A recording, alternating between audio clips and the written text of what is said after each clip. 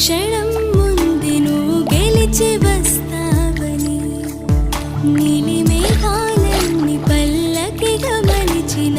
ఊరేగిస్తావని ఆకాశమంత మన ప్రేమలోనయే చీకటైన క్షణకాలమంటూ నాను దుట తిలకమై నిలిచిపోవాలని ఎంత చిత్రం ప్రేమ వింత